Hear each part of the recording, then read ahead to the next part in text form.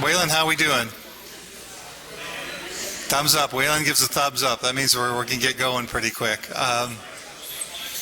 We just got a minute. We just got finished with a little recreation, a little meeting on projects, so we're going to just take a minute to get all the board members lined up.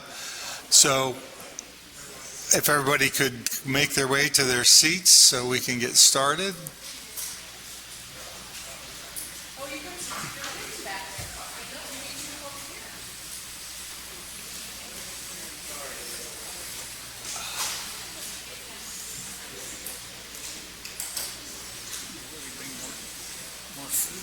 More food. We need more food.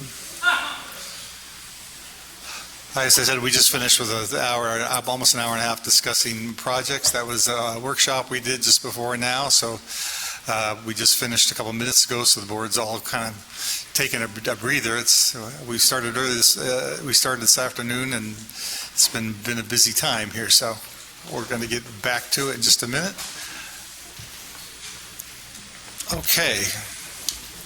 So we'll start out by calling the meeting to order, and if we could do, let's start with the Pledge of Allegiance.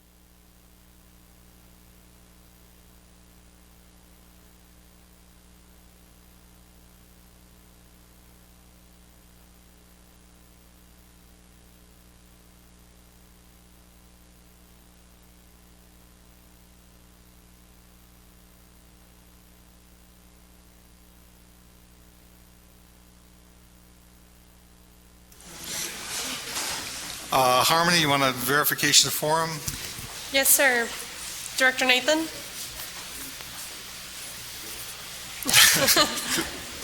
Here.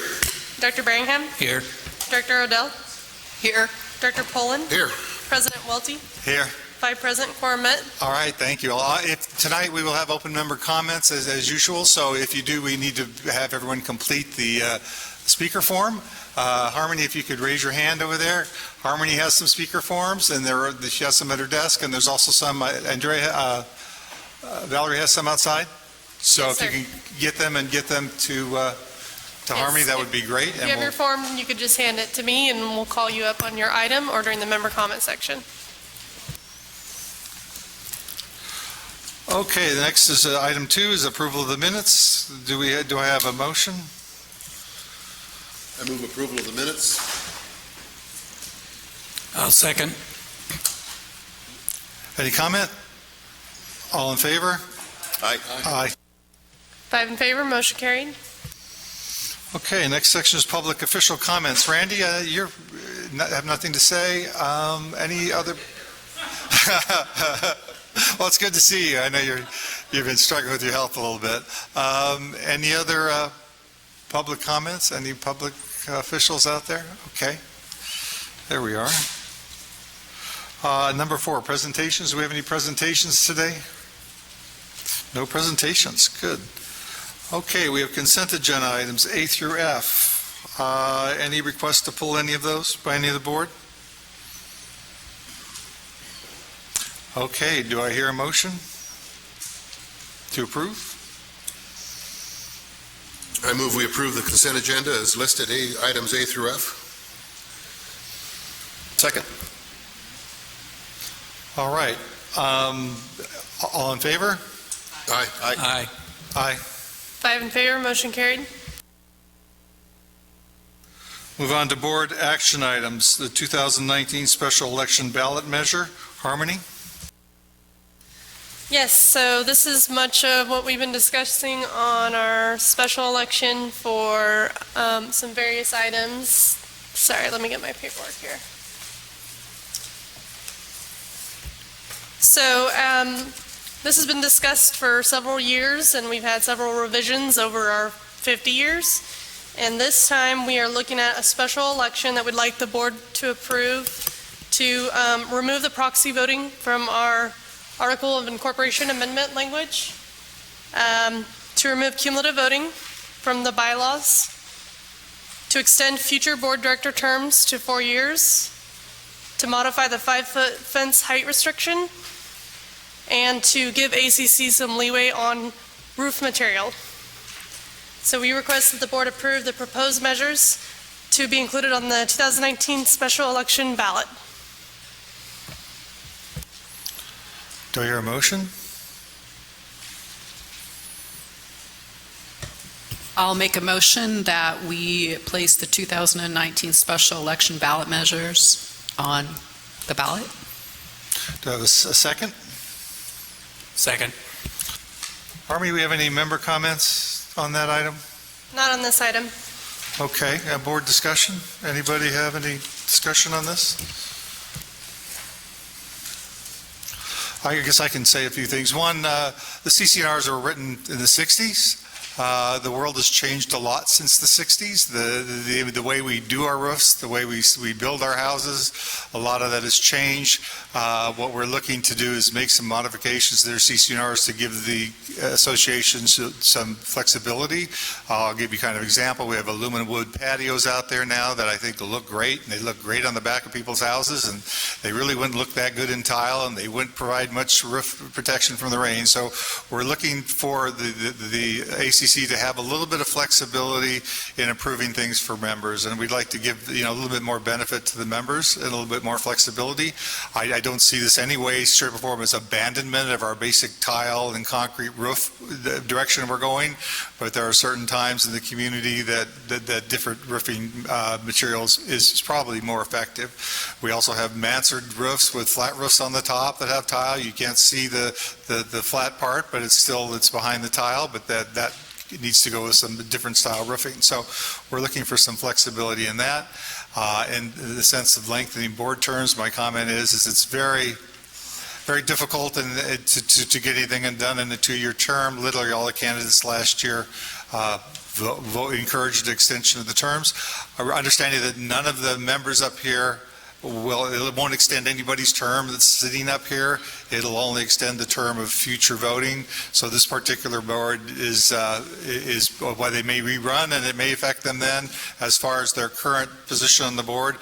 When their term's up, as they were voted in, that term they'll have to go back for re-election. So no one up here is getting their existing term extended.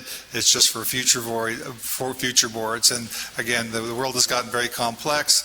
I'm at the end of my eligibility, and I'm still learning a lot every day about the POA, and that's 4 years, and so the 2-year term makes it very difficult to develop the expertise that you really want to have from a board.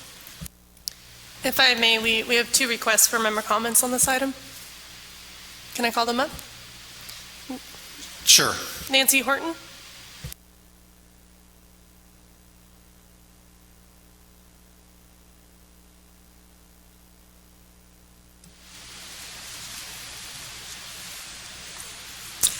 Nancy Horton, 3868-149.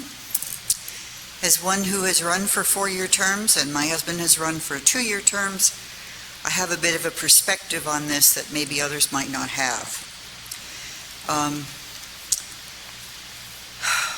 One is the election cycle. It seems like our community is constantly riled up because somebody's running every single year, and that gets people involved, and they have opinions, and everybody's constantly against something or for something.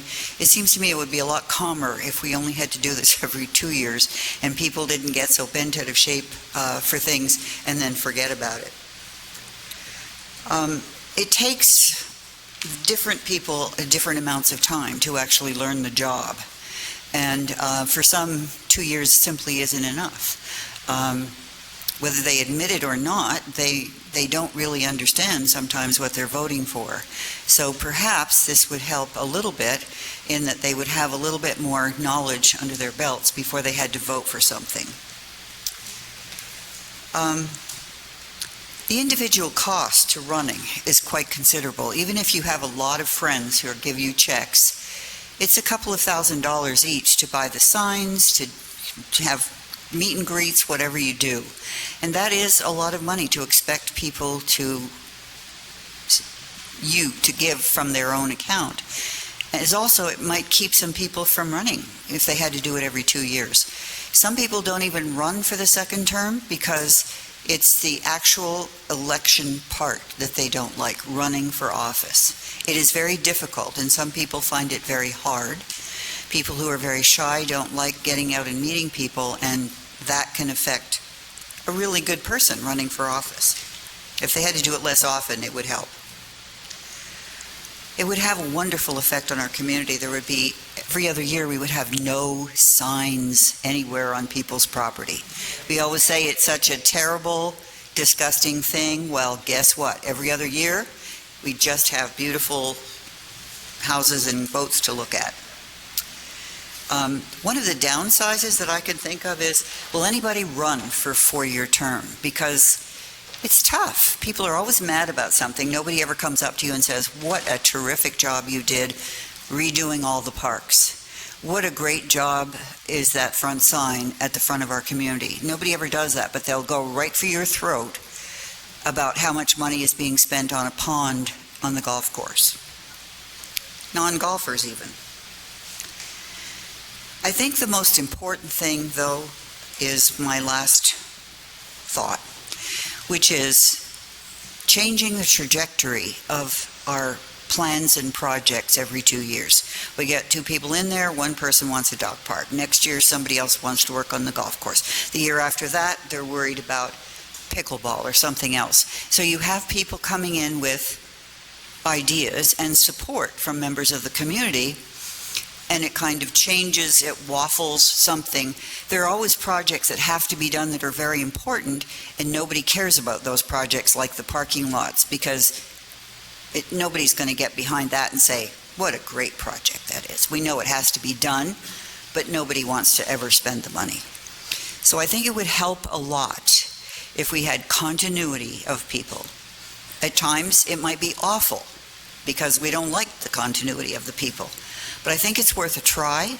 I think we all see that the board goes sort of zigzaggy like this, and it might be better to have a smooth line. So I'm in favor of it, and I hope it passes.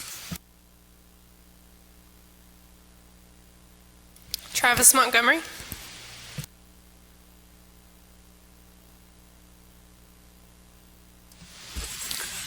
Travis Montgomery, 3863-010. I just wanted to comment on item E, which is delegating the approval for roof materials and things like that to the ACC, approved at the discretion of the ACC. I have no objections to that whatsoever. But every month on our consent calendar, because the ACC doesn't have the authority and the discretion to approve 6-foot fences, we have to put our homeowners and people through that issue. I'm wondering why we don't have a bylaw amendment here, since we're going, or CC&R amendment, since we're going through that process to approve 6-foot fences also as part of this election. And then, did I miss it? Which one? Oh, I'm sorry. Boy. I'm starting to show my age. Thank you. They tricked you, Travis, because they wrote change 5 foot instead of 2 6 feet. You made the case pretty easy, because if you notice, we generate an awful lot of paperwork on that one. That's why it's on the ballot. Thank you, Travis. Anyone else? Harmony? Jack Walmsley.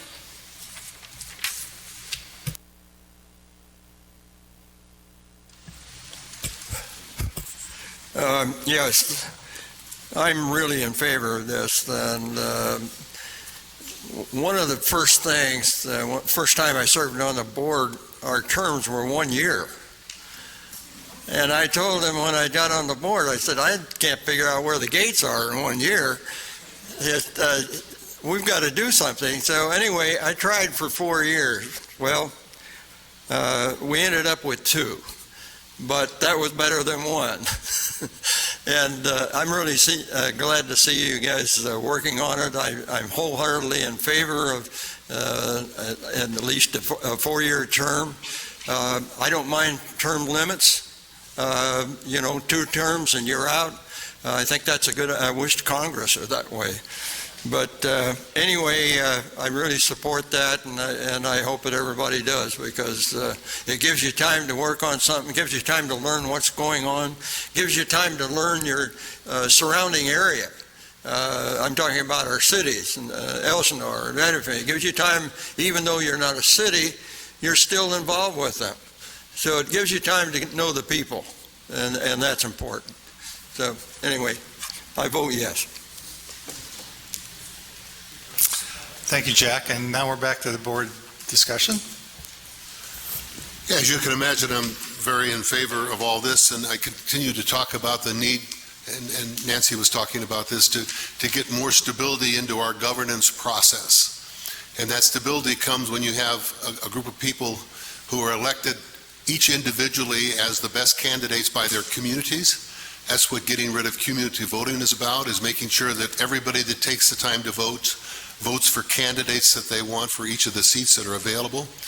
It also means that we need longer terms so that we don't spend half of our time getting elected and figuring out how to run the association. That's the whole notion of getting to 4-year terms so that we only have an election every couple of years. I think these are things that are going to help us greatly in adding stability to our governance. I think that the stability doesn't mean that we're not going to get a growing, improving community. I think it's going to do is it's going to smooth out the rough spots, and we'll be able to get our long-term projects accomplished. We're talking about having a 5-year plan for our projects and our finances. This is a conversation that's going on, and that's possible because we anticipate having a board that's going to be in place long enough to make that a realistic idea. And I think that's extremely important as we tackle the very hard issue of the level of our assessments and how much money we need to set aside for reserves. We really need to look further out. Even though it's hard to look out for 5 years, we need to look out further, and we need to do our best job of figuring out what we need to do to take care of our community and improve our community so that we can move forward and make good decisions that are stable kind of decisions. The whole notion about removing the proxy voting is that issue. We talked about this, that we've got a set of bylaws that says you can't do proxy voting. In our articles of incorporation, it says you can, and so we need to get that cleaned up, and that's what that part of the vote is about. It's already in place now. We just need to get that taken care of, so that should be an easy one. I agree completely about getting to 6-foot fences.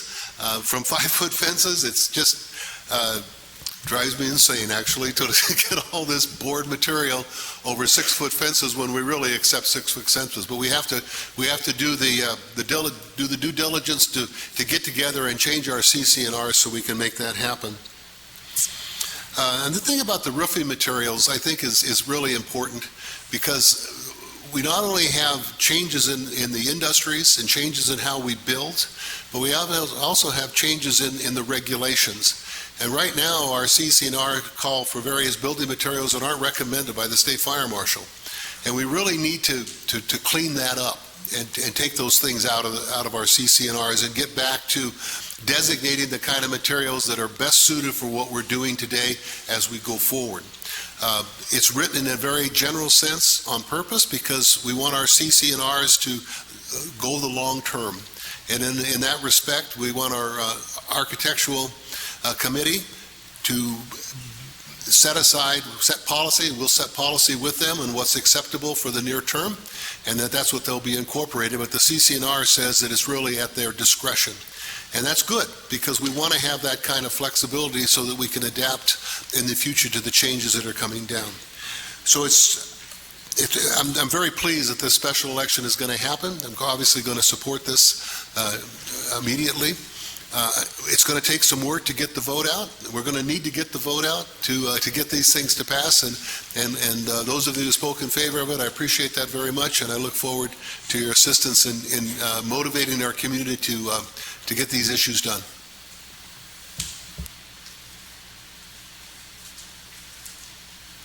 Any other director comments? Okay. Do I have a vote? All in favor? Aye. Aye. Aye. 5 in favor, motion carried. Okay, 6.2, now that we've agreed that we're going to do a special election, we have to find a way to get the money to do it. So 6.2 is approval for funding for the 2019 special election.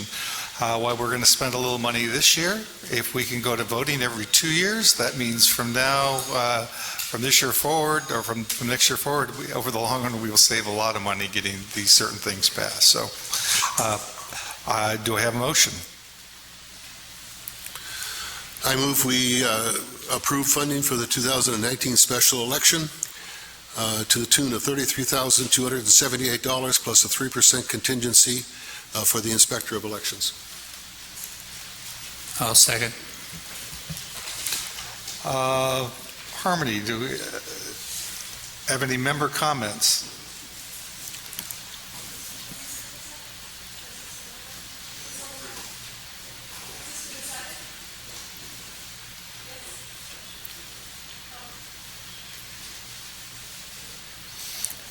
Any member comments on this? Not on this item, I'm sorry. Not on this item. Okay, board discussion? Okay, all in favor? Aye. Aye. 5 in favor, motion carried.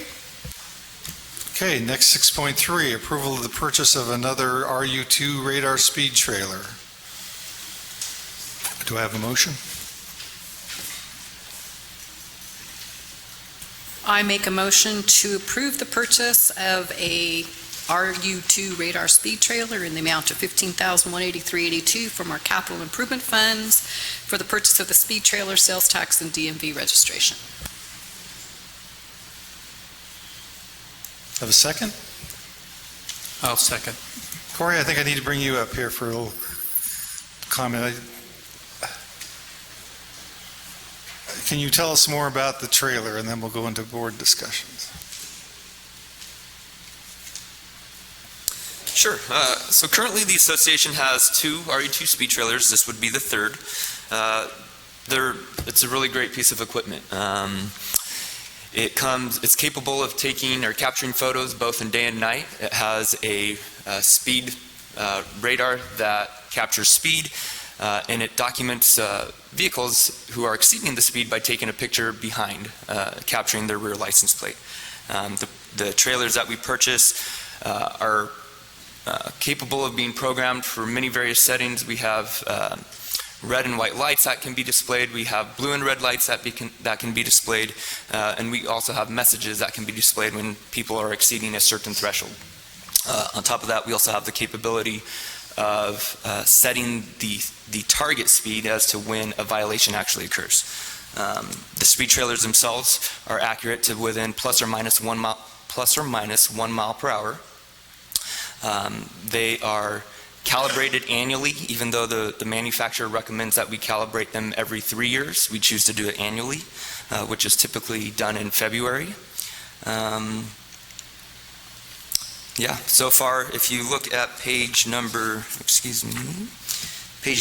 41 of your PDF packet, you can see the statistics or the number of citations that we've issued for the past 3 months via the speed trailer. And within the past 3 months, that averages over 100 citations per month. How do you test the speed on those? Is it something that you do, or does the manufacturer come out to certify that? To actually certify the radar, we take the radar out of the unit and send it off to an independent laboratory. Prior to deployment of each speed trailer, Community Patrol will do a drive-by, meaning they deploy the trailer, they then drive by the trailer to confirm it's accurate. They confirm accuracy via their dash-mounted radar unit as well as their speedometer. On top of that, the manufacturer indicates that the radar is calibrated every 4 minutes, or internally calibrated every 4 minutes, and prior to a violation speed being captured, it also calibrates itself somehow. I had a question. I know it's a lot of manual work to take these tickets and then send them out to the members. Is there any kind of interface where you can take the license plate and automatically send that instead of the manual labor that we put in now and getting these tickets out?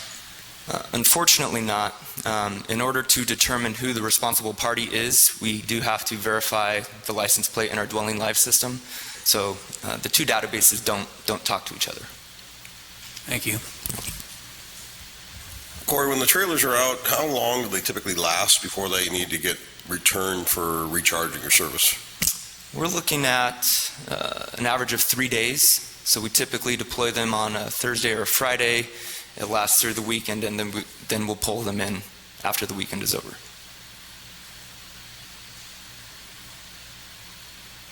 I didn't look at the statistics, but they run fairly close every month, the number of citations that they're issuing. Yes, that is correct. About 100 a month. Yeah, for example, in the month of May, we issued 158.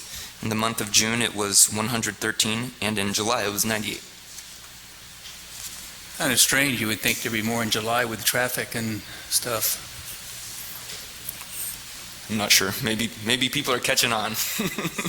I mean, are these radar trailers out all the time, or, would you be down on numbers because a trailer was not out? No, the trailer is typically out every weekend, unless there's an issue, but generally, they're out every weekend. Okay. Yeah. I know it seems like I see them all the time, or I don't see them at all. That's why I asked the question.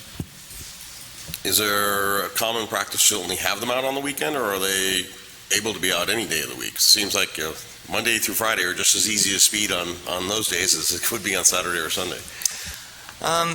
It's just common practice at this point. We figure that there's more guests entering the community on the weekend. There's a higher traffic volume, so why not have it out on the weekends? But there's not a set policy or any reason that we couldn't have it out on the weekday as well. So the numbers that you record for the month really reflect maybe a dozen days. Correct.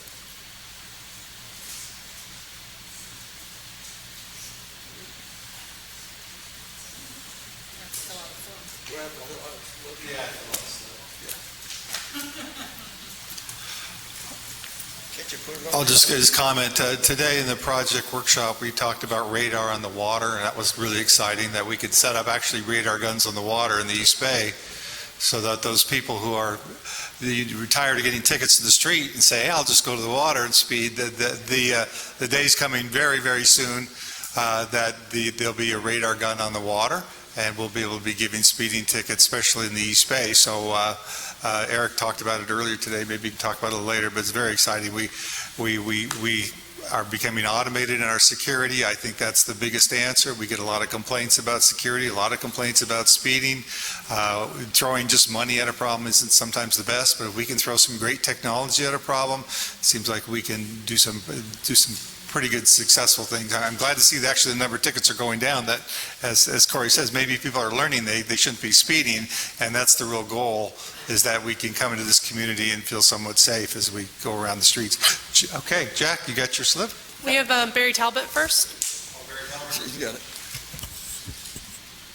Very. Okay. I just wanted to ask one question. Are they accepted legally? A lot of radar cities and so on have a major problem somebody going to court on that. Are these machines accepted legally with reference to going to court, in case somebody wants to take them to court? For the association appeals, yes. This is a private community and we own the private streets. So we've spoken to the manufacturer about this issue. They advertise that they designed these for private community use. So the answer to your question would be yes. Strictly on a private basis? Correct, yes. Okay.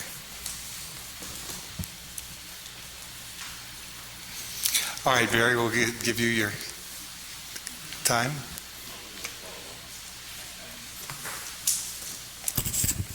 Thank you, Barry Talbot, 3804-254. I don't have any problem with the trailer. I think it's probably a good idea. I do see a lot of people speeding in the 20 years I've lived here. I do have a problem, though, with, it appears to me oftentimes that the trailers are located just below the crest of a hill, and I don't think that that's serving a real purpose if you're going to be giving tickets for somebody 5 or 6 miles an hour over the stated speed limit. It's not really intended for something like that. It's intended for a level ground and somebody who's abusing it and not just maybe just coming over a hill. And that's my comment about that. I think there should be a way to ask, or if you would agree, to ask the community patrol to keep that into consideration. Also, on the ticket breakout that we have, I think it would be a good idea to have a breakout of the speed limits by some category. Is it just 5 miles an hour? Is it 50 miles an hour? Something like that. And other than that, put in the trailer. So I think you were asking if the fines change with the speed. Is that what you're saying? The fines get higher the more you're speeding. There is the fine structure scheduled that way. No, I wasn't addressing the fines at all. Oh. I'm just suggesting that if you're in a vehicle and you accelerate to come up a hill, and that little speed trailer is just on the other side of that hill, for a few split seconds, you're going to violate the speed limit. And that's when you're going to get a ticket, and I don't think that's appropriate. Okay. Thank you.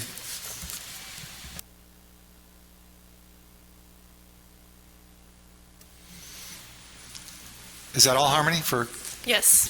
board discussion?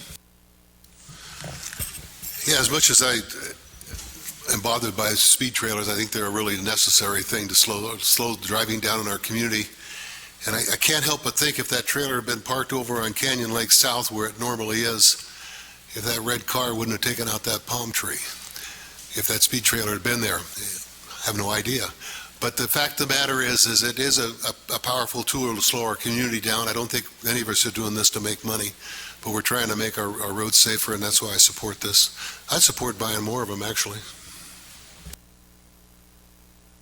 And I would agree with that too, because the first ticket I ever got was off of radar, and that's left a thing in my mind for over 50 years. And I'm not going to tell you don't ever speed and don't go a little too fast, but I can tell you when I'm inside Canyon Lake, this is a special place. We're not built for 50 miles an hour. And when I see appeals or I see this stuff, a 58 mile an hour ticket in here, it actually makes me upset because some kid could run out and that kid's gone. So yes, these speed trailers are probably the least expensive way to try to keep our roads safe. And that's why I'm definitely for it, even though it does make us be aware when you see that radar. And just for curiosity's sake, I was recently driving in some of our surrounding neighborhoods and paying attention to what speed limits are on certain streets and what are the conditions in those streets. So this weekend I was out driving on a road in Menifee, and 40-mile-an-hour road, single lane each direction, not a driveway, not a parked car, nothing on the road, just 40 miles an hour and no obstacles. And here we have a 35-mile-an-hour speed limit where there's houses and parked cars and driveways and side streets on every single one of those roads. And to me, it seems like our speed is set probably higher than, or at least equal to, what the neighborhoods around us are at. And 35 mile an hour, it's 35 mile an hour. Uphill, downhill, flat hill, I mean, that's the speed limit. And if you come to a hill and it's downhill, that's what the brake's for. If you come to the hill and it's an uphill, that's what the gas is for. And I don't know that we're always going to get compliance, but hopefully those trailers help remind people that it costs them money if they don't want to comply with the rules that we have in the community.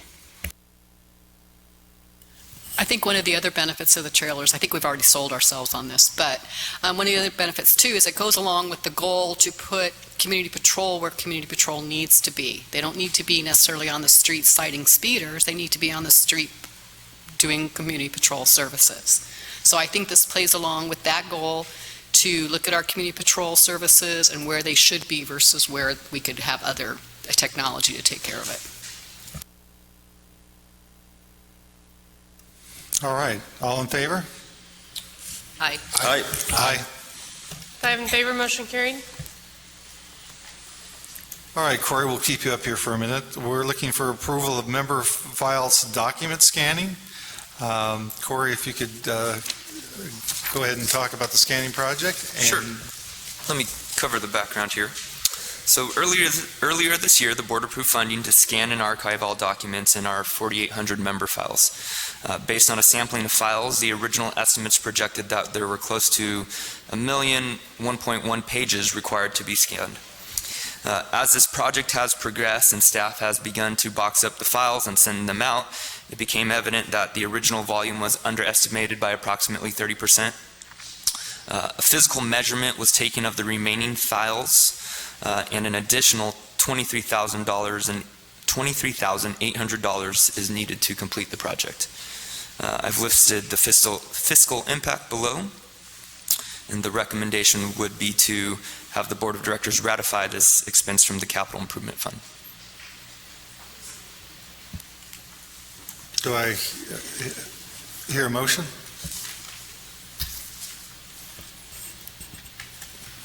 I'll make a motion to approve. I do have a question. How far are we now? About 75%, 80% scanned? Actually, last week we sent out the remaining balance of all the files. So we're in a 30 to 60 day window now for the company to scan all the files and get the documents back to us. We will then review it, and if we're satisfied, we'll be done. So are you able at this point to see from their system or wherever the data is at, are you able to see the scanned data to actually see live data, or have you not been privy to that at this point? For the files that have been scanned so far, we do have access to that, yes. Are you pretty happy at this point? Yes, yeah. Okay, thank you.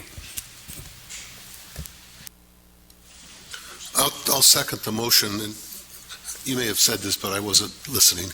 The money is not just for boxes, right? It's the cost of doing the scanning also?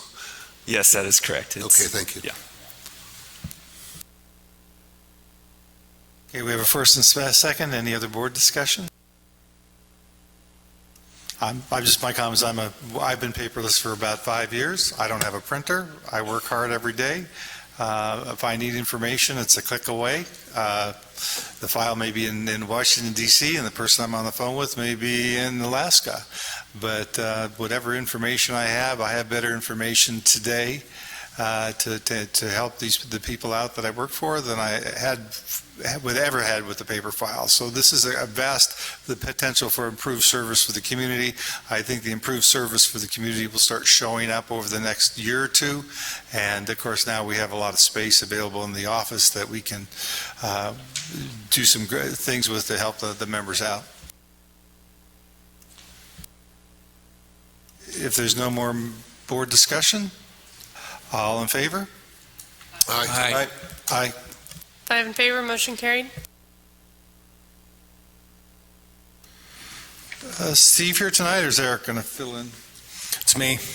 Okay, Eric, we're talking 6.5 is the funding for the Canyon Lake Golf and Country Club Golf Course Lake, hole number 13 refurbish project. Yes, sir. The golf course lake next to hole 13 has served as an irrigation reservoir and a featured element of the Canyon Lake Golf Course. It has been in need of repairs for many years.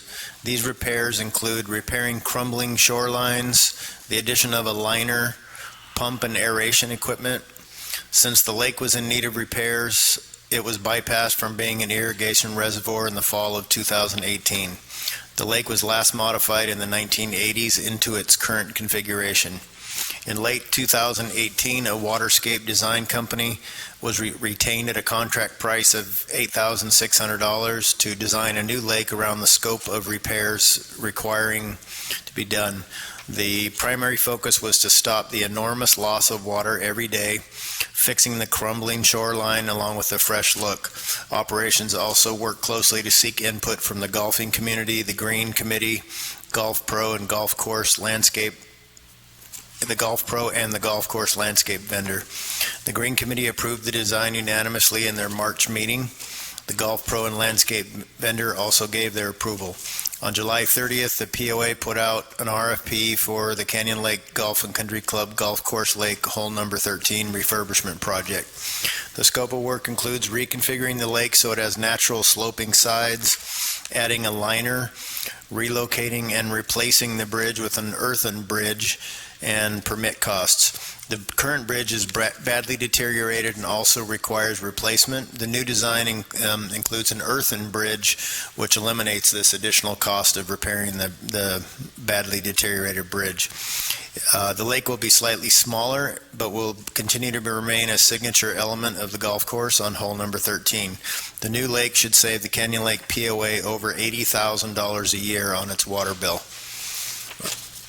We received 3 bids ranging from $338,324 to $377,500 plus turf and irrigation repairs.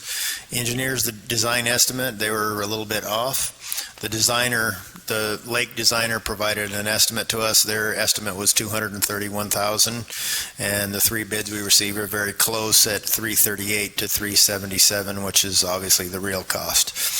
The fiscal impact is lake configuration, permits, demolition, the lake liner, the earthen bridge and aeration equipment, $338,324. Turf and irrigation repairs and replacement portion of the project, $21,572.51. Project total, $359,896.51 from the repair and replacement fund, $02,670. This project should pay for itself within 5 years. We're losing over $80,000 a year worth of water. Project cost is under $400,000, pays for itself in 5 years. Will pay for itself by preventing these water losses of $80,000 annually.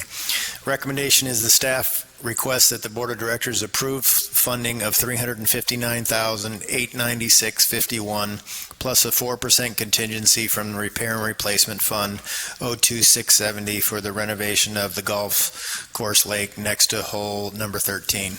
I just want to point out there's not too many projects this size that will pay for themselves in this short of period of time. Thanks. I move approval of funding for the Canyon Lake Golf and Country Club Golf Course Lake, hole number 13 refurbishment project for $359,896.51. I'll second. Board comments? Harmony, we have any comments from the community? No. Okay. Board comments? Well, I live on hole 14, I think you know, and I look down at that lake, and I look down at the mud hole right now, and so I'm extremely thrilled to think that we're going to get our lake back. But other than that, and it's a sanctuary for waterfowl. It's amazing how many birds are in there of all varieties through the year. And it adds to the character of our community and also the character of our golf course. I just want to speak to the idea that, what do we need a lake for? Why do we need to have that kind of character? And it's really part of the signature look of our community. We have our big lake, and we have our East Bay, and we have many features around here that really signal that this is Canyon Lake and it's a special place. And for our golf course to have its lake and to have that feature that's always featured in the pictures that we use is an encouragement to folks that are interested in our community. It's also an encouragement to the potential golfers and the outside golfers that come in because they see a golf course that's well taken care of, that's beautiful and nice to play on. So while it seems to be a lot of money, it pays for itself quickly. That's good news. The money's been set aside in our repair and maintenance reserves for many years. These are the projects that we need to do to maintain the appearance and enhance the appearance of our community, and that's why I am strongly in support of this.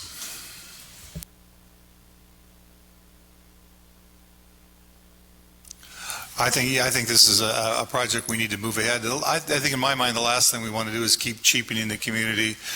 We can go out and let's get rid of the lake and cut that out. Well, let's go ahead and get rid of some docks and save some money, and then we can go ahead and take some of the park equipment and take it down and leave no park equipment, and we can go on this never-ending mission of kind of downscaling and lowering the quality of our community, and I think that's a terrible thing to do.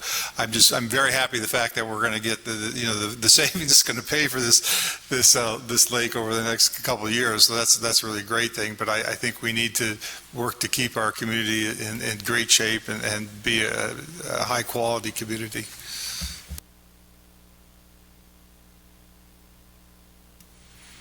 All in favor? Aye. 5 in favor, motion carried. Okay, now we're moving into member comments on non-personal issues. As I said earlier, we have some speaker forms.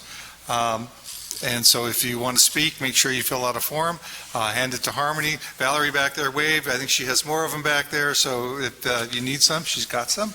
So we'll go ahead and start moving down and having the committee members come up and have a chance to talk to the board. Okay, our first is Ron Martell.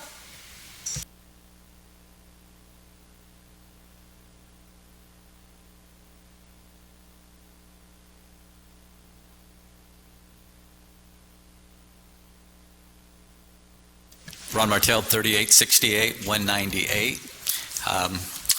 On behalf of the Canyon Lake Fine Arts Guild, I want to thank the POA Activities Department for a renewal process of our community's sanctioned clubs and organizations. This process is much appreciated, and I want to say thank you.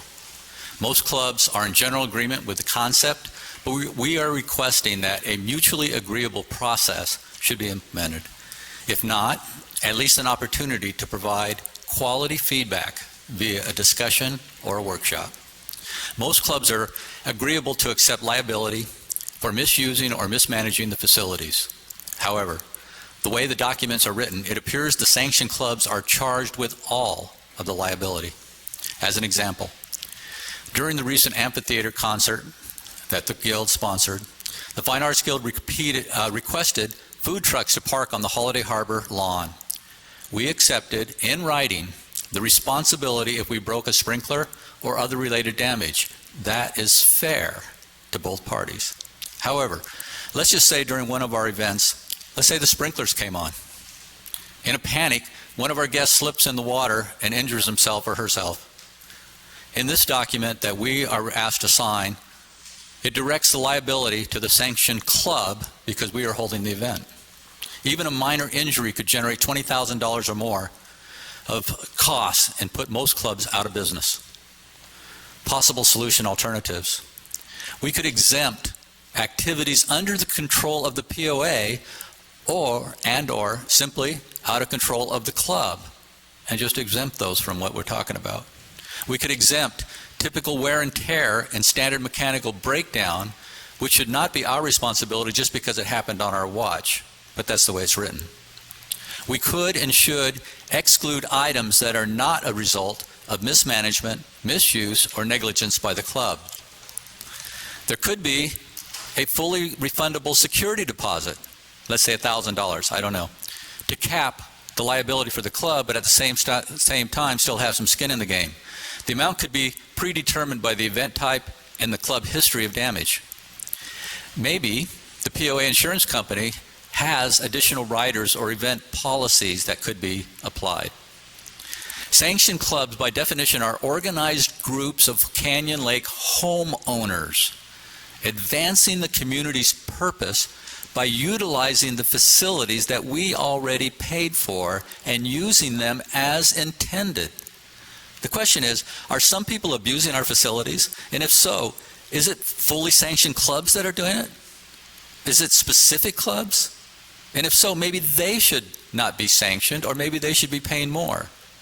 How does this proposed process differ from non-sanctioned clubs or individuals renting our facilities to be used primarily by non-residents, for example, a wedding or a corporate party? Maybe those are the ones we need to worry about, as the majority of those guests have no sense of ownership whatsoever. There is a real opportunity to make this a win-win for everyone. That's our only request. That's it. Thank you. Thank you, Ron. Just a comment is that because this is not an agenda item you brought up, the board can't give you a lot of feedback. But I at least we're happy to listen and hear what you have to say. Could we please have a copy of your written remarks, please? Maybe you give them, however you'd like. I appreciate your comments very much. I just want to make sure I was writing as quick as I could. Yes, you can email to me if you'd like. That'd be fine.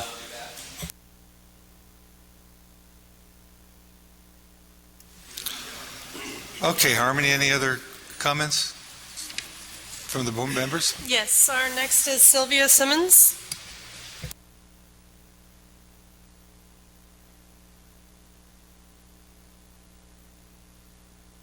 Can you press the, there you are. Hi, Sylvia Simmons. I'm the Secretary of the Canyon Lake Corliers, and I just want to affirm the comments of Ron. We are all very concerned about the documents, not only the content of them, but just the way that they're drafted, and we would appreciate some opportunities to work on the suggestions that he just gave you. Thank you. Thank you. Harry Larson.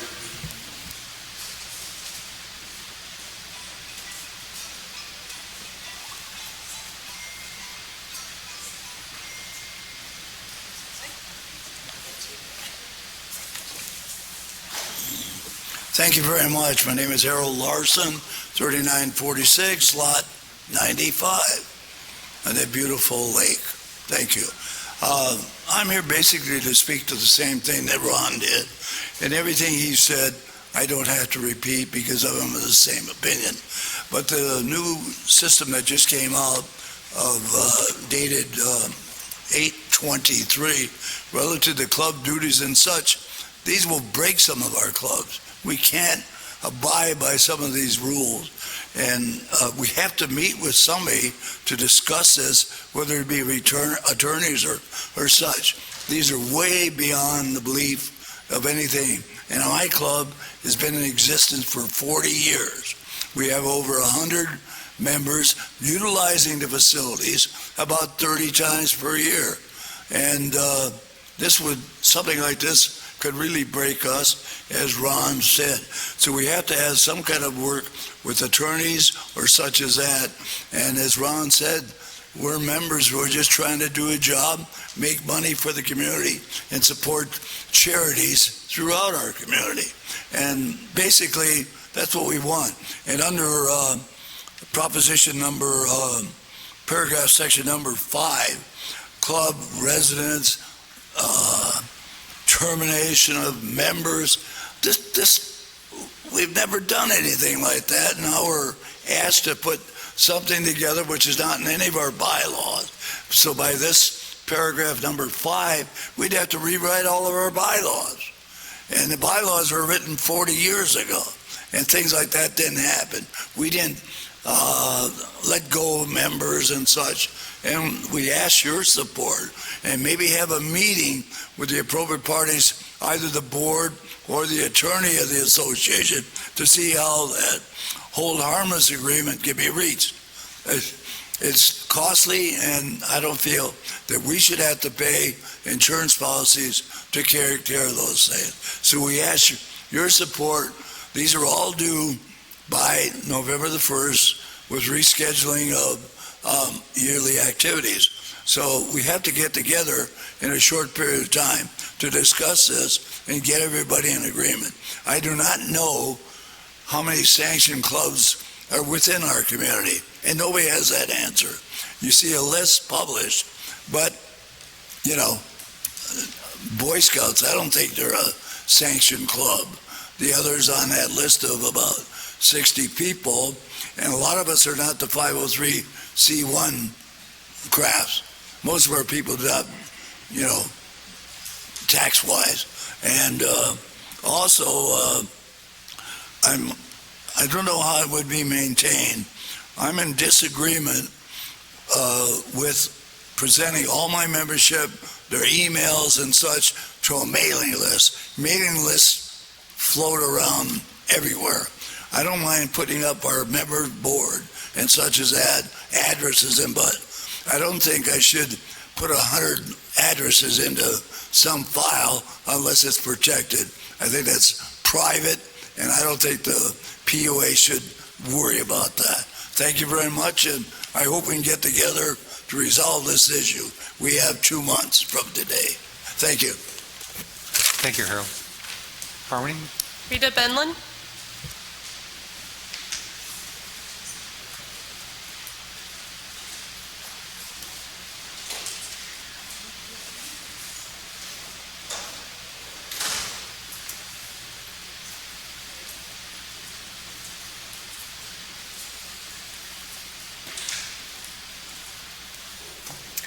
Well, I've been in the lake since '74, having a lot, and so many of you know me.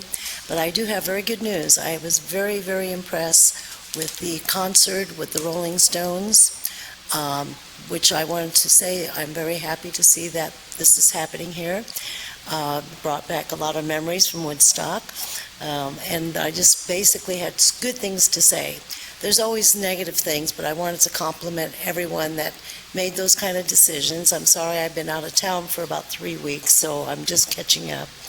And I want to compliment it. I might someday run again for the board. I'll let you know.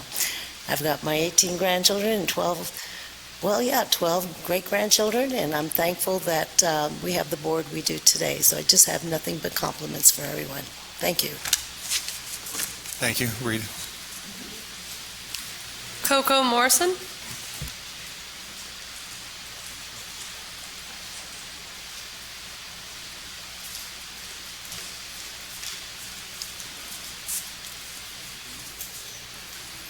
Hi, 3863-441. I wanted to affirm what Ron said. I'm the president of the Canyon Lake Community Theater Group. I've also worked as an assistant GM in many associations for the past 15 years.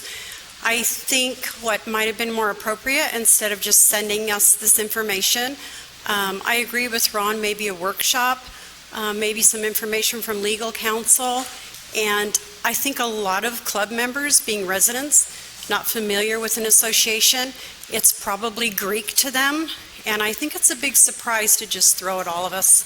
And I think we should have the opportunity to sit down with all of you and legal counsel or some response from them, so we can really understand what's going on and work on it together. That's it. Thank you. Okay, thank you. Harmony? That's it? That's it?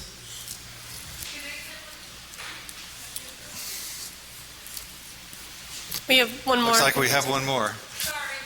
Okay, well,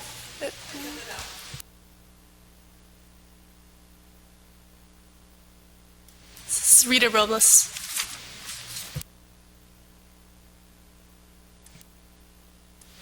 Hi, Rita Robles, 3846-223. I'm the president of our dog park, and we're on the list. Thank you, guys.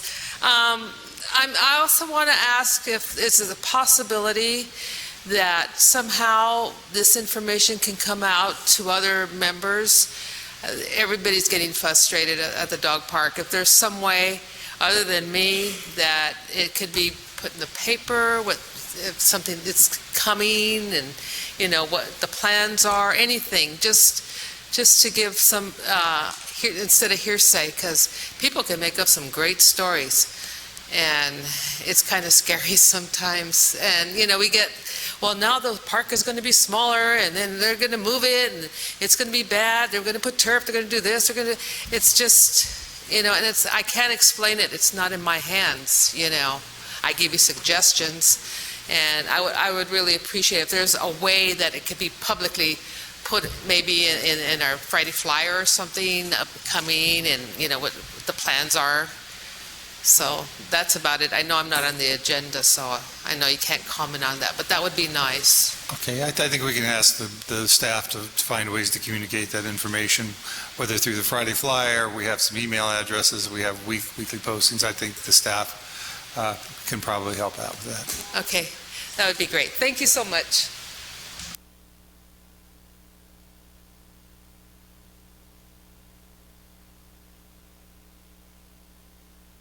Okay, that looks like it for member comments. Report of executive session, Lynn? Thank you. Good evening. Today's executive session was called to order at 11:04 a.m. Items discussed on the agenda included 2 member discipline-related items. The board held discussion on 3 personnel matters, and an update was provided from legal counsel. The meeting concluded at 5:09 p.m. Thank you. Okay, association reports. Eric? Thank you. We've had a long day. We started at 11 this morning, so I'll keep this really short. As usual, I'll refer you all to our staff reports, departmental reports in your agendas. Maui Monday was last night, another great event put on by our activities department. The food was good, the margaritas were cold, and the entertainment was entertaining, so I enjoyed it. Big things are happening this month. We're starting the survey and the pre-planning work, underground utility locating, that kind of thing for the pavement, parking lot pavement project. The first major lot that we'll do is the Country Club, which should start on October 7th during the overseating closures. We'll also be doing other improvements at the Country Club at that time. We'll be planning on remodeling the men's locker room, and some new interior doors and hardware need to be replaced, and a few other things. As you heard earlier tonight, the board approved replacing and repairing the golf course lake that's been badly leaking for years and wasting water, so that's a major improvement, and we'll get started on that right away. And the block wall project is essentially done. We're just waiting for the grout to cure. Later this month, we'll apply a very high-quality anti-graffiti coating to both sides of the wall, and we'll take the temporary fence down and do some fine grading on the Getz roadside, and we'll call that project complete. We will be landscaping around both sides of that, probably after we do the parking lot renovation at Eastport. And that's all I have for tonight. Thank you. Okay, Community Patrol, Bill?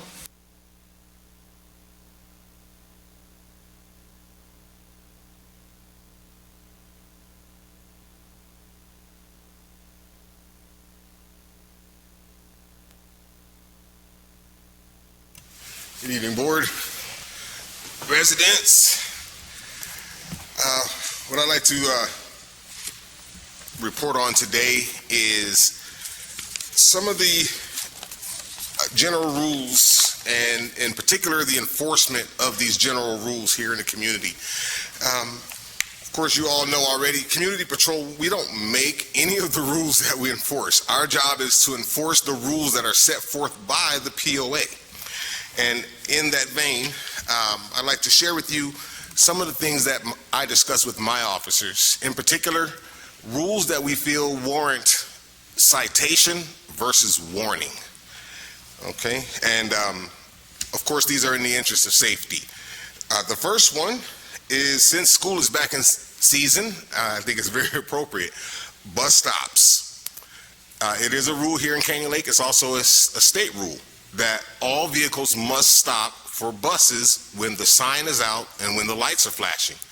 Here in Canyon Lake, except for on Canyon Lake Drive South, which in this particular area there are no bus stops, there are no center medians in the street, which means all traffic must stop in both directions. So in the interest of safety, again, when we see this violation, no warnings will be issued.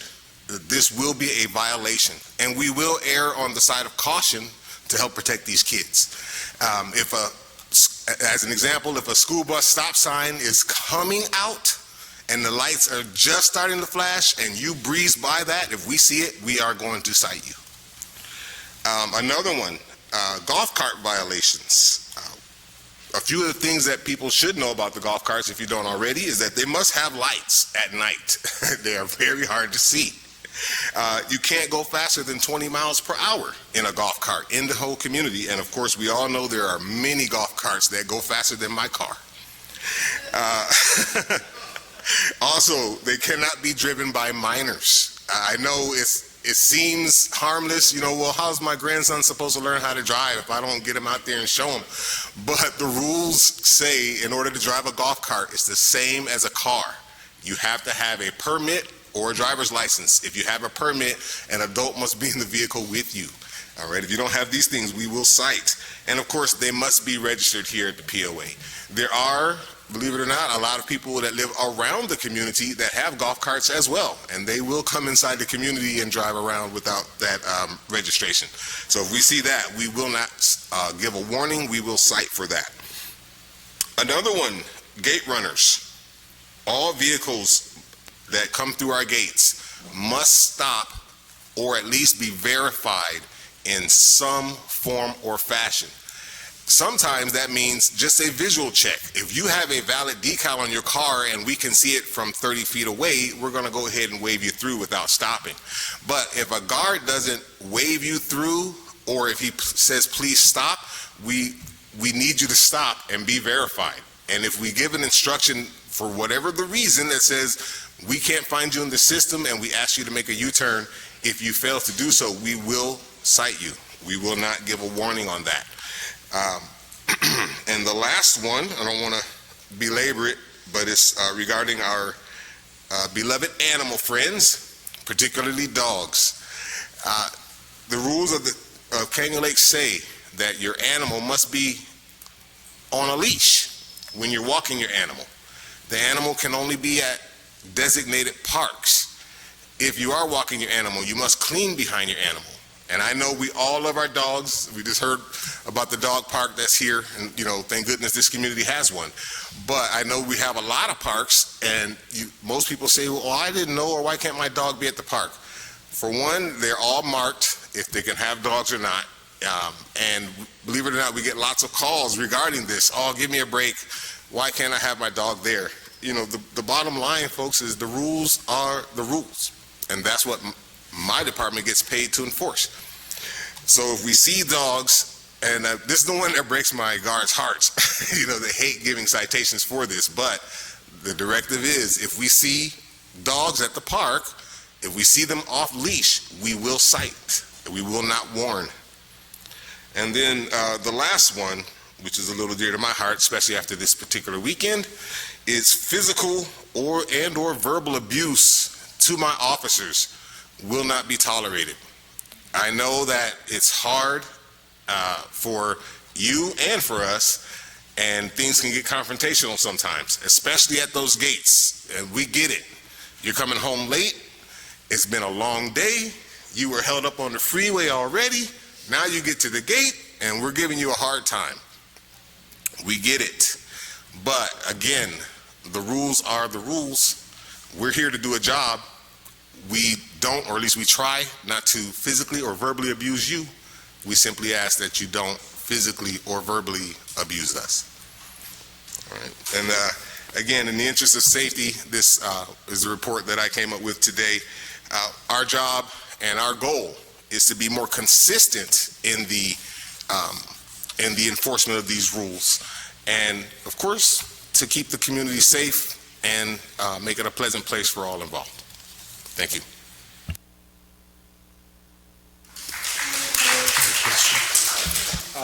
One second, Bill. Quick question.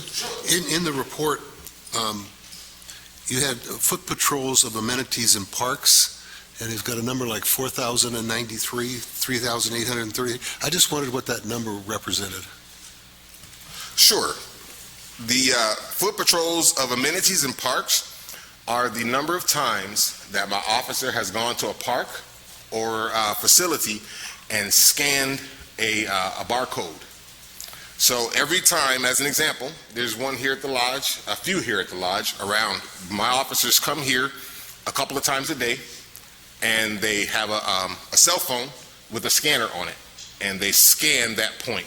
What that lets me know is that they have at least been in the area. Now, our job is not to go just from A to B to scan to make sure we hit those scans. Our goal is to have these officers in certain areas at certain times of the day. So by putting those scans in place, that gives me a sure record that they have at least been in that area. And as you can see, that number has increased over the months. Well, I see that it was about the same in May and July, and quite a bit less in June. That really wasn't my question. I was curious what it was. Those are scanned numbers.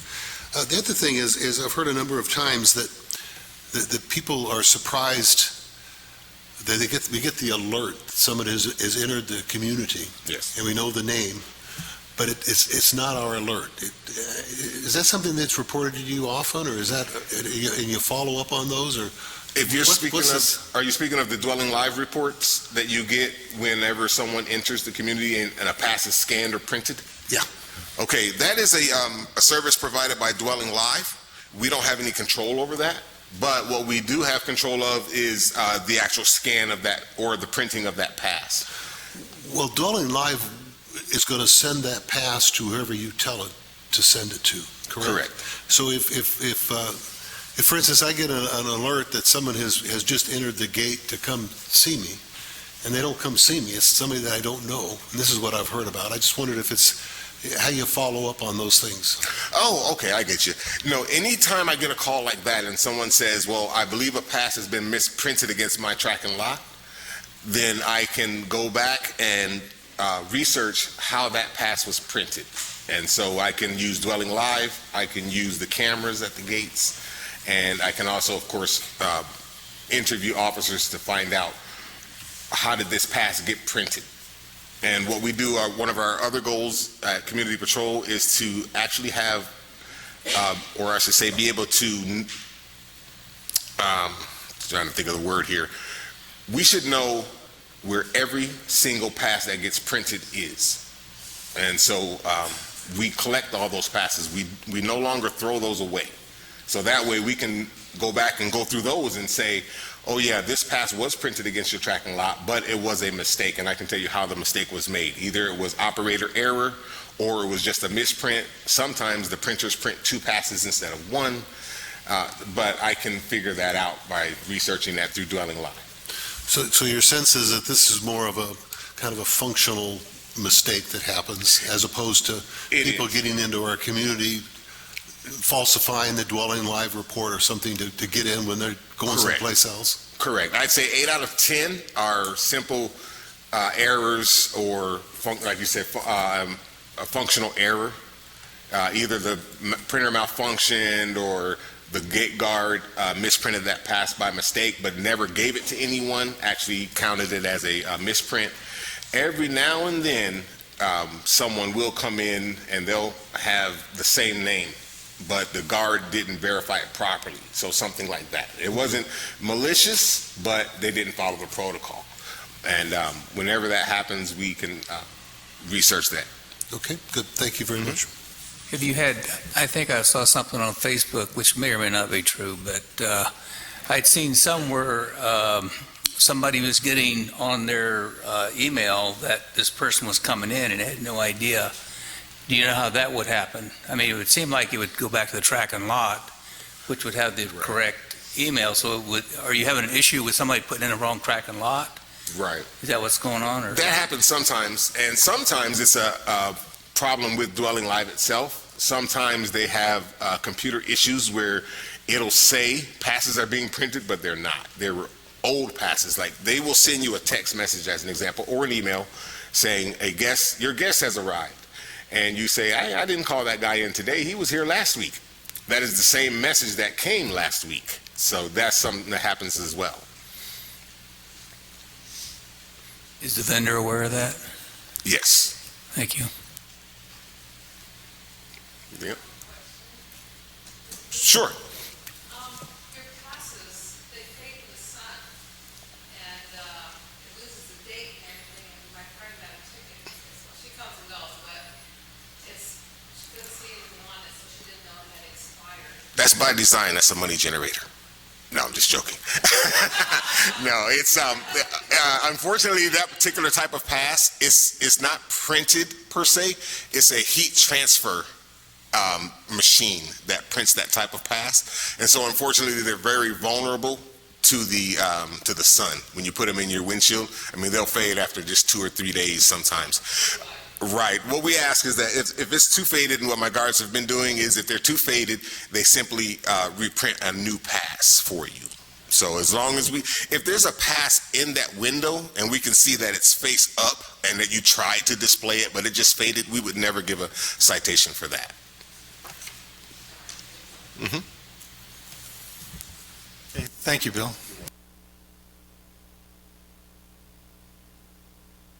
I think the staff reports are as written, Eric. They're in the package, so that's the next one.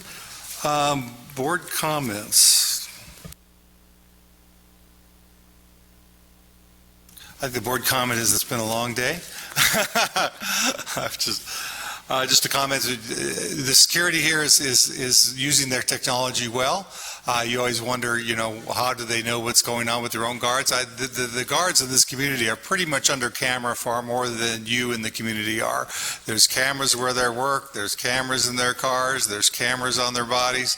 If a security person goes out of their car and talks to you, there's a good chance that they're recording you, but they're also recording them. So the ability and the automation and the security side is just amazing. As we talk about today, radar for the water, so your radar trailers, cameras in multiple locations. This technology shift in security is just amazing, and it's really helping us out. So moving on to that, please everyone get their RFIDs. There's been some backups to the gate. We're looking to move some of the gates into only RFID processing, so we're going to see more of that. And what'll happen if you're a member and you don't have RFID, you're going to end up stuck in the gate in the guest line. The RFIDs are free. You can get them fairly quickly. We're going to work on getting maybe a station or two out there and having an RFID event, maybe at the fire station, maybe at Bluebird, but we're going to make it very convenient to get our RFIDs. I can't remember the time difference, but I think if you go to the window and you get a RFID, I think it's like 8 seconds to get through the lane, and if you go through the pass, you may get stuck behind a guest, and that could put you minutes and 5 or 10 minutes getting the community. So please get the RFID. That's the way we're going to save money on our dues, is to automate the security. So if we can get all of you to get RFIDs, it'd be extremely helpful. Just encourage everybody about this election, get them to vote, vote, vote, vote, vote. I would just like to compliment the staff again on our Canyon Lake Living magazine. I was really impressed with the cover this month. I think our marketing department and communications department is doing a wonderful job at putting this together, so thank you. Oh, it was in this Friday flyer last week.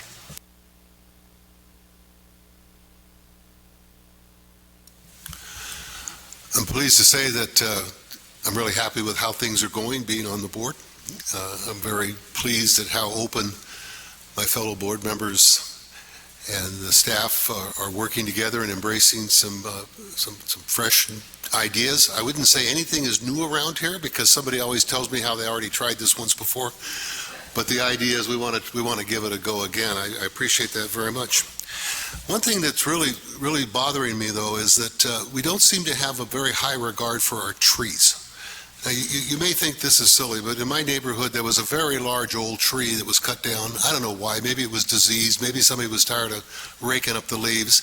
I believe our CCNRs call for us to protect our trees unless there's extraordinary circumstances, my word. Then you need to get permission to do that. But I am concerned every time I hear a chainsaw and a tree goes down, because we're a 50-year-old community, and the reason we look the way we do is because we have a lot of trees and other things, but it took a long time to grow those trees. And I would really like to see us pay more attention and be more protective of our trees, because I think they're a key aspect about who we are and how we look. And I'll be checking in with planning and compliance to find out about trees and permits and what's going on, because I don't really have that detail. But we need to protect our trees. Well, I can make it really short, because Bill talked about school buses. That was on my thing, and Jeannie talked about our magazine. And all I can say, this is a wonderful thing for everything going on here. And one of the nicest things is when you read the general manager's report every quarter, it's right up to date and it's accurate. So anyway, thank you guys. I'm not going to say any more. Hope you all have a good evening. Thank everybody for coming. Appreciate being part of the process, whether you speak or just sit here and show support. I want to remind everyone that next month we have committee renewals for all the committees in our association. Anybody that's out there interested in becoming a part of any one of our committees, feel free to come into the office or even online. There's applications available, so you can get involved that way.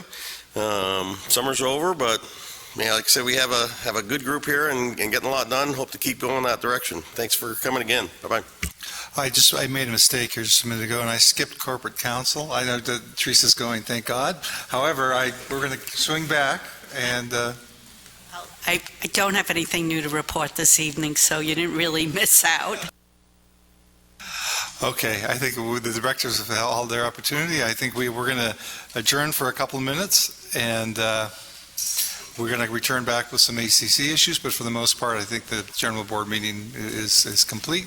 So we'll take an adjournment. A reminder, we got a joint city meeting this month on the 23rd, is it? Yeah, 23rd of this month, the city and the POA meeting.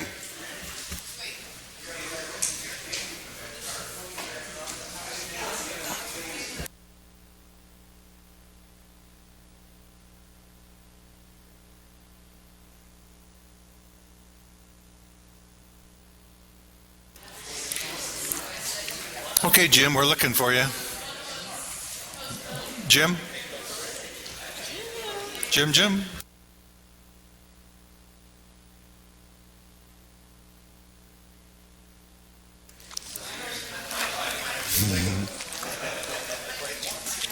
Okay, let's bring this back to order.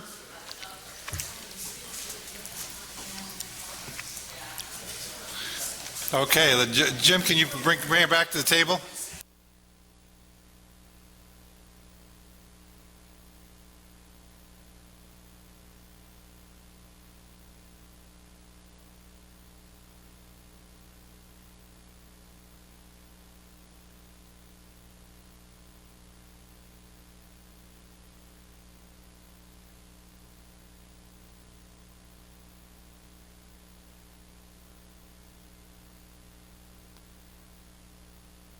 Let's get the microphone on. We're back in session. And Cheryl, looks like we have a couple of appeals on the Architectural Committee. Yes, we do. We have two of them. We do have one of the members here, which is going to be their very first one, which is Lindsay Goebel. What the Goebels are here for is a fence location problem.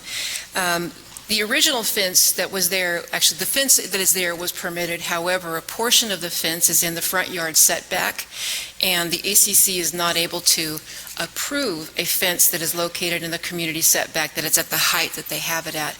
Right now, it's currently 5 feet, and in their appeals, which they'll be able to share with you, they're basically stating they did this because of safety and a drop-off from their neighbor's property. According to the city's ordinances, their safety regulations is 42 inches and not 5 feet. So the committee would have approved a 42-inch fence, just not a 5-foot fence. So at this present time, because it is an overheight situation and it is a CC&R, the committee was not able to, so now we're here and would like to invite the Goebels up to go ahead and speak about it.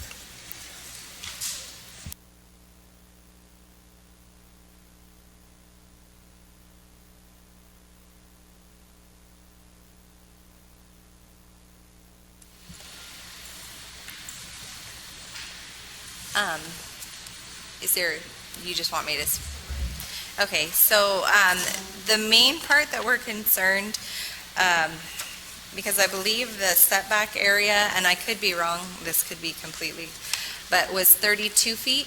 Is that what we're talking? Okay, so there's two separate. There's the community setback, and then there's also the front yard. We're not talking about the community setback, we're talking about your front yard, which is 20 feet. 20 feet, right. Correct. Okay, so I had some photos just kind of for reference so that we could kind of see, but the two panels that I believe are in the actual setback itself would be, so there's a retaining wall that runs that side of the property. The first two sections of the retaining wall don't have fence on top of it. The third and fourth section have a white vinyl fence, which I think that's where the concern comes in. So the third and fourth section on the opposing side of the wall for the third section isn't that bad, but the fourth section on the opposite side, the retaining wall on that side itself is about 6 feet tall. So if from my side you add the 42-inch, height for what they'll allow for the fence, it's a substantial drop-off. And it wouldn't be as bad if we could actually get 42 from, say, the retaining wall itself, because your retaining wall here is basically like a step, because the retaining wall block goes out farther than the fence itself, if that makes sense. So like here's the retaining block and the fence runs on it, but you can still step on the retaining wall part even with the fence there. So say my child walks over, that's anywhere from a foot to 6 inches right there. So if we take that into account when you're doing the total height from the grade, that kind of makes the fence itself shorter. Really short. Like 30 inches in some spots. Does that make sense? So Lynn, it's a can we lot. go to Exhibit B? It kind of shows a slight side view. Yes, that's the one right there. If you can switch it around.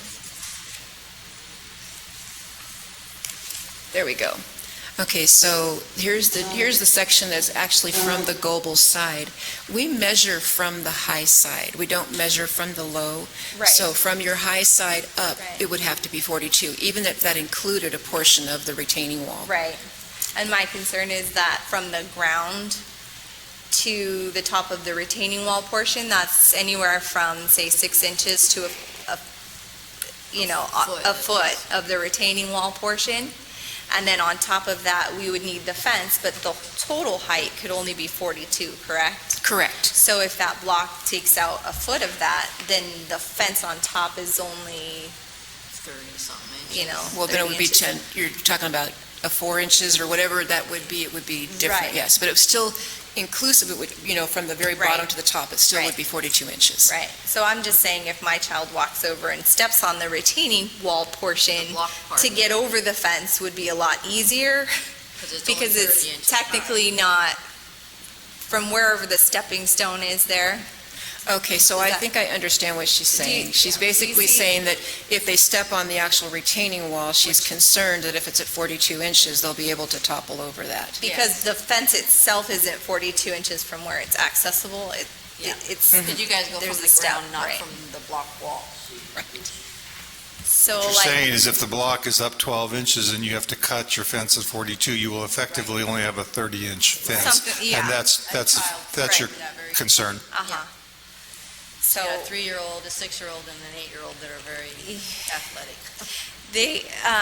And it wouldn't be so bad for that first section, section 3 of the first panel of fencing there, because, on the opposite side of the wall, it's not super tall, but if you look at, I think it's Exhibit E here, you can kind of see the height difference that it jumps from that first section to the second section. It's just a lot farther. It's a big drop on the And other side. even if it's not my kids, there's neighborhood kids that I know walk through my neighbor's backyard and up, and I'm just afraid, I'm watching my kids, but I'm not watching someone else's kids, so I don't know.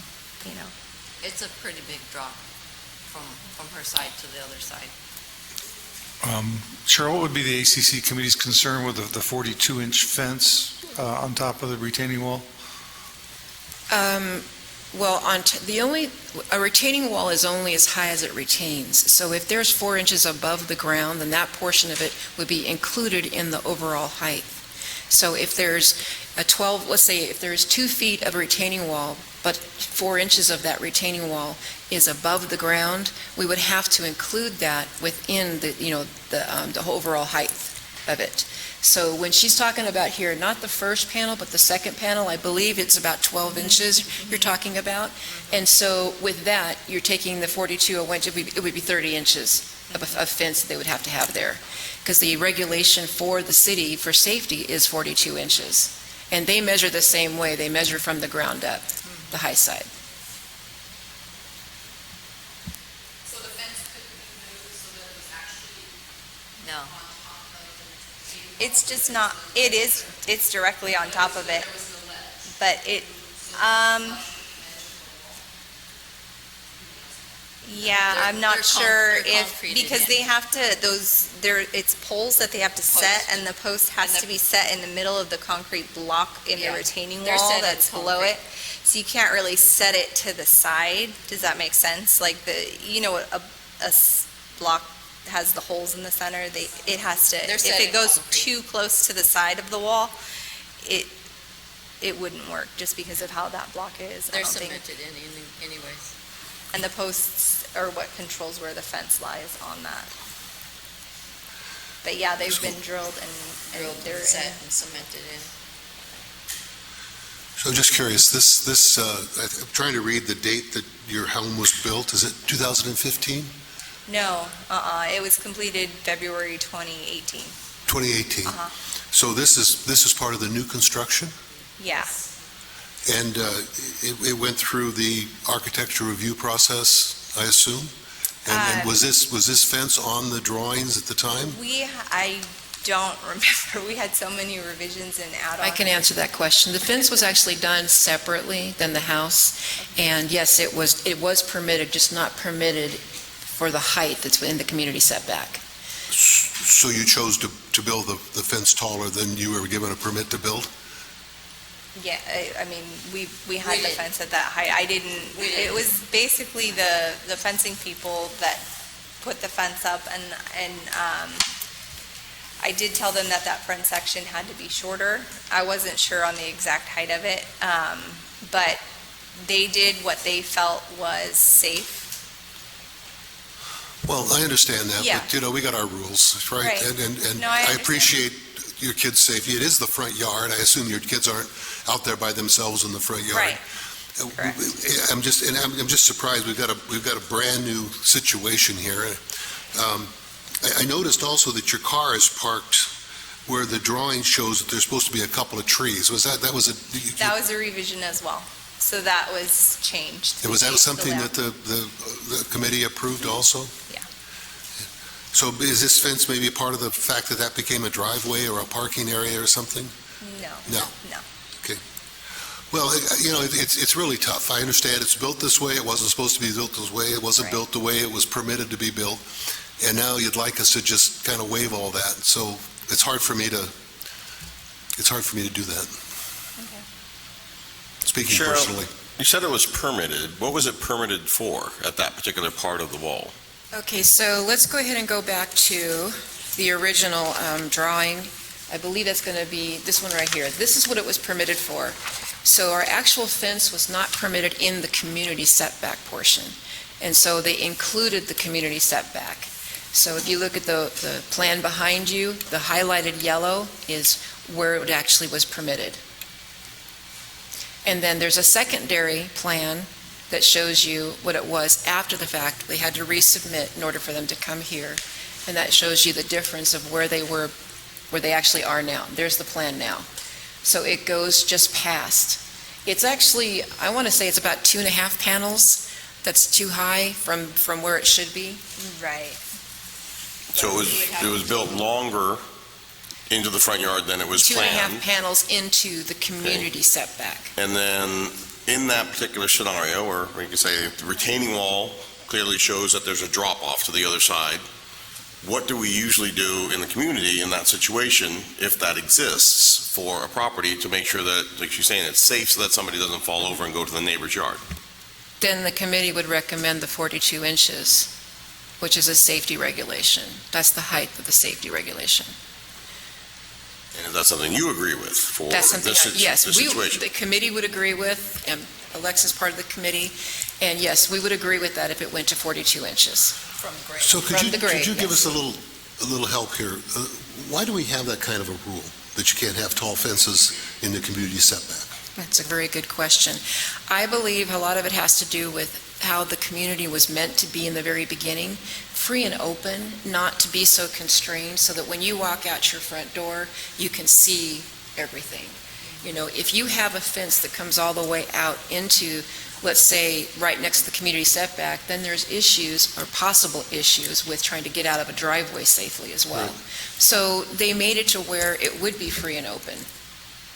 That's what I believe. And this is a rule, not a CCNR. It's a CCNR. It's a CCNR. Correct. Now, our freedom on CCNRs, we can look at the CCNRs and we can, what you waive is, I guess, or in those situations where, I'm trying to remember the definition, that the topography or the shape of the lot denies somebody.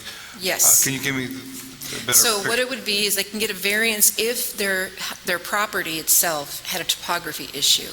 Not something that they created that's a personal, but something that has to go with the property. So if you and I were neighbors and my property shape of it wouldn't allow me to have a a fence on the one side, but you could, then that would be considered more of a variance.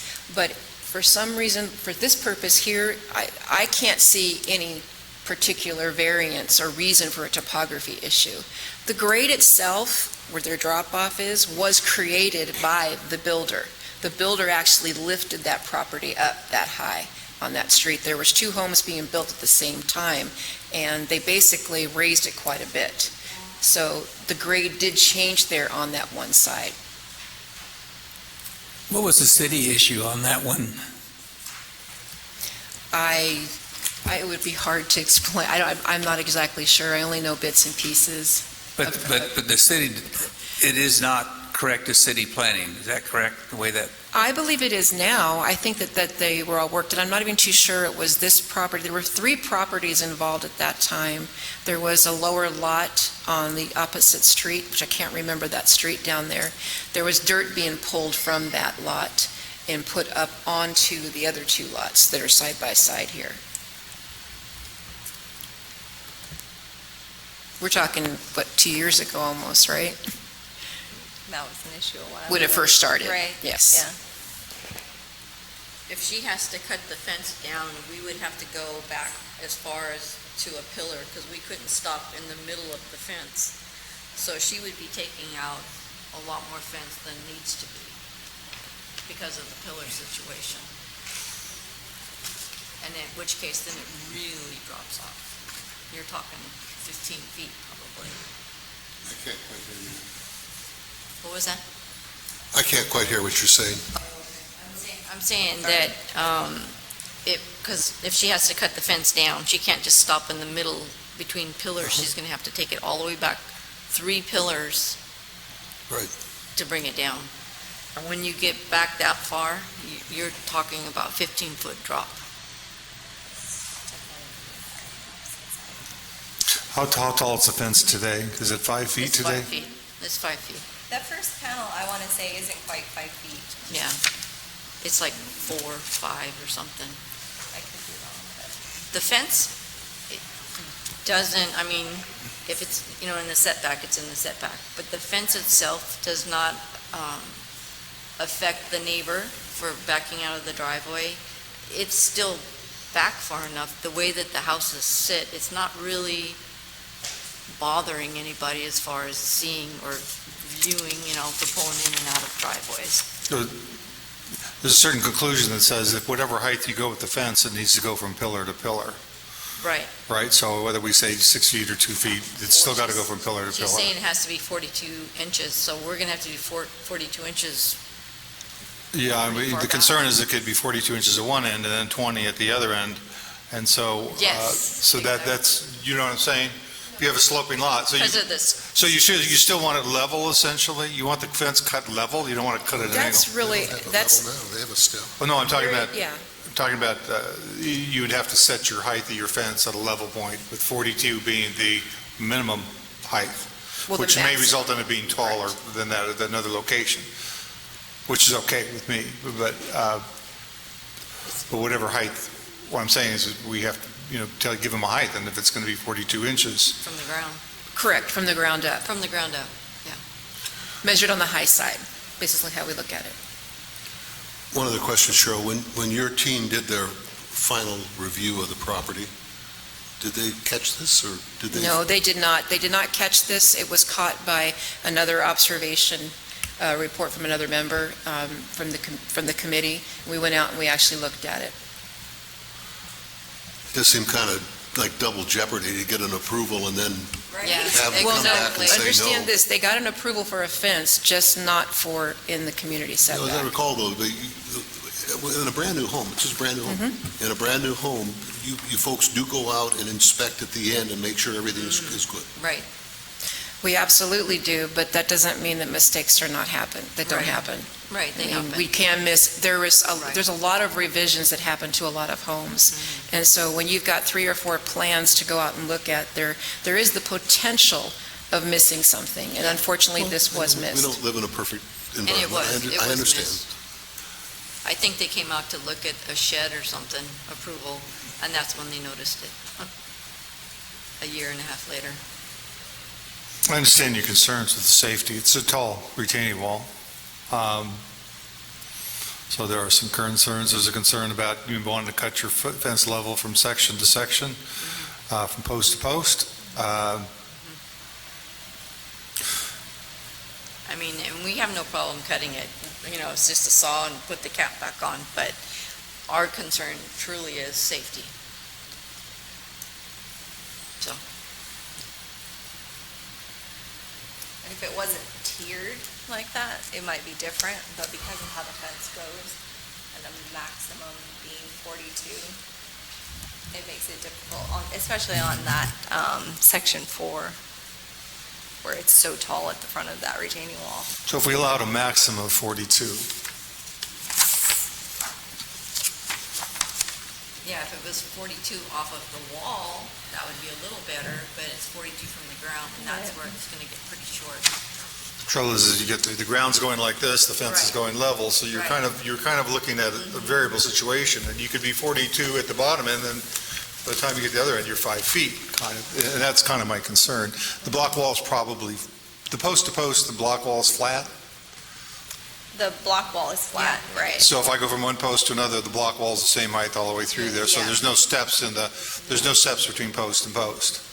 So if you establish one point, went all the way across, the fence would look level. We obviously want, at least I obviously want it shorter than the 5 feet.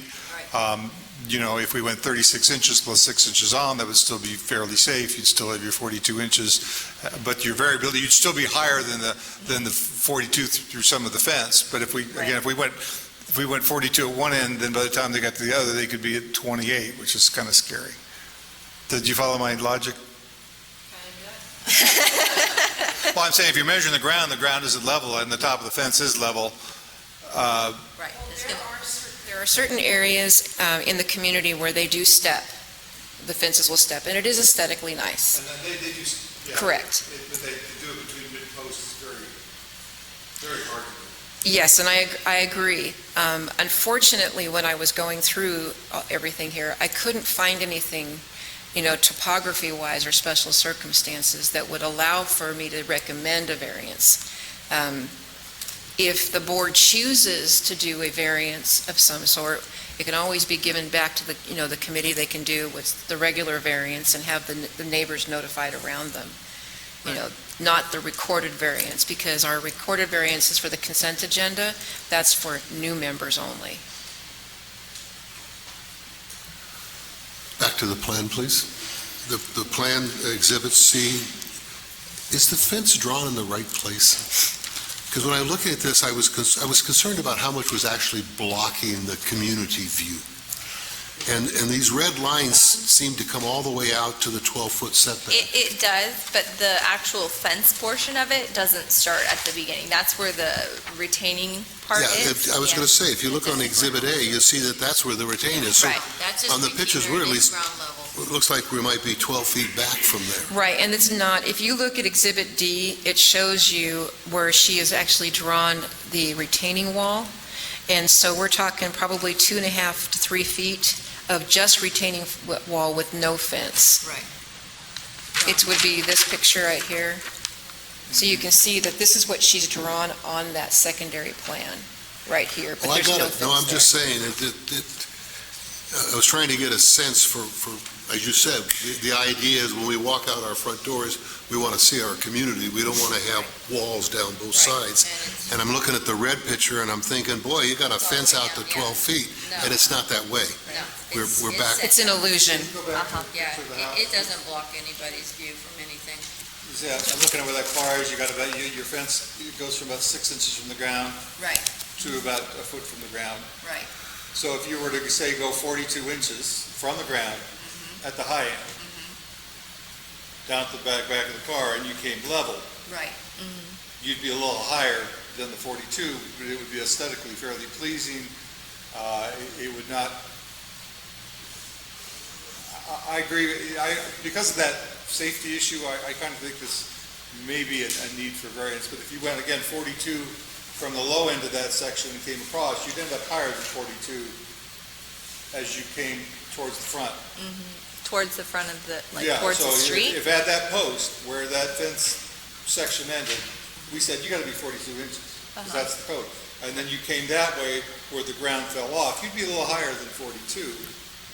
But otherwise, you're gonna have to cut your fence mid-post. Right. We have to go to the post. We can't stop in between because of the kind of fence it is. And then that means if you had to be 42 at the shallow end, you'd have to be back at the other end, you'd be into the 36, 30. Now you have a 30-inch fence, which means some little kid could go over the top. And So I think especially as in you, my mind, if they picked the section, said you basically got to be 42 inches at the high point, and then level to the next post, and then 42 inches at the next high point, and then came across level. To me, that's a reasonable answer, even if it took a variance. But if you got to be 42 inch at where the two block are, and then you go back all the way to the post, you're only going to have a 30-inch fence, and you're going to have. and the retaining wall gets higher as you go towards the You got a back of the 12-foot property. retaining wall, 30-inch fence, and you got a 10-year-old out there. It's kind of Playing basketball. a problem. Cheryl, am I making sense? Yeah, they're boggling. And I agree You're with you. making absolute sense. The only issue is that I'm not sure what the difference would be. I know we're talking aesthetics here, and that makes perfect sense to go ahead and do it from the top of the retaining wall instead of from, the bottom of the retaining wall, especially where it goes down even more. I get all of that. I guess my only concern is that if the city and the ordinances basically say that 42 inches is good, then I'm not too sure why we would need more. Well, I'm saying is go 42 inch to the post from the ground. Right. That's your mark. Then you go level to the next post, Right, which would be higher than 42 inches. correct. And then you go at that post, on the other side of the point, you go back 42 inches from the ground, which is the code, and then you go level over. So what you're saying is to keep it there but do it from the high point, The 42 inches based on 42 from the the high high point, point. and then it comes across, and if it's above the 42 inches, at least it's level. Otherwise, you're going to have to cut the fence at an angle, or put more posts in between, or have some weird brace in the post, because they're really, I've seen fences step, but they step at the post. They It normally makes don't- sense, yes. They and- normally don't Yeah, they step at They step midstream. at the- Correct.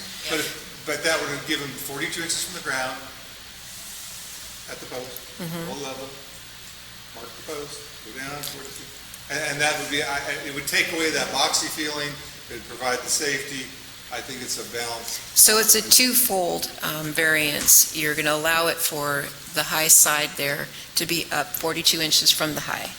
42 then inches you're from the ground at the high side. Right, and then you're going to say just as long as they level it out for aesthetics. They level out to the post, and then they come down. So that would be that would be a That good would be my record. personal thought, and they could go back and they'd have to get the approval of the plan. No, the board could actually basically state that today with the Well, they variance. could, but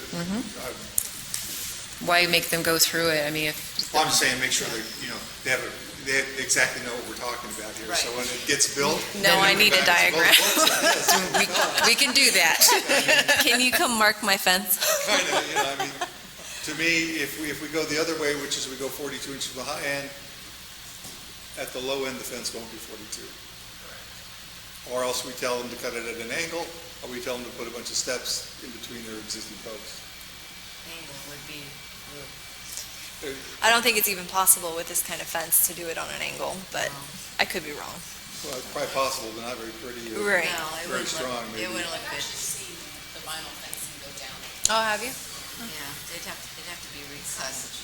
Some situations it looks really nice, but in other situations it doesn't. So it depends. But I believe this area, it would make it more sense to keep it level Yes, across. with the wall, because it'd be Right. funny with the wall going like this and then the fence going like that. The angle would look funny with this flat wall. Right. Saying Flat- 42 inches from here to this post, and 42 inches from here to this post to here, and those 42 inches at that post, That's what I believe he's saying, from the top of the wall, which would make it step, Yes. 3 steps. Which the, you come from here, Right. you might keep going to the ground. because they have that. Yeah. Level, so you take the highest point. I'm uncomfortable sitting here and trying to redesign this fence. I think that if you want to grant a variance. Yeah. Because you think there's a safety issue. Yep, I've that's got what I lots of kids and grandkids, and I'm sorry, I don't see it, but we'll see what the others want to do.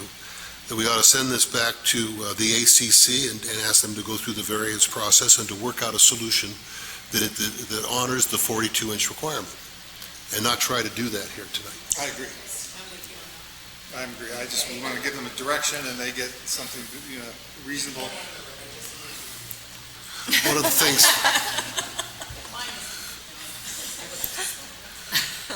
the things, that, and I'm not accusing you of this, please, that disturbs me since I've gotten to this position, is how many people go out and build things that clearly violate what we ask for, violate our CCNRs, don't bother to get permits, and then come here and ask us to tell them it's okay. Correct. And I don't like that, because all this stuff is in place for a good reason, Right. okay? But that's why I suggested as I did. We do have this process to go through with the variance. Let you folks work it out to achieve the 42 inches that you're interested in. I'll make that motion. And again, if there wasn't a safety concern, you wouldn't get that flexibility from me, but I do see a little bit of flexibility. Well, That's we it. wouldn't even be here if there was no safety. We would just cut the fence. You want to argue about safety? Let's not argue about that. Okay, so we have a motion. Would you restate the motion, please?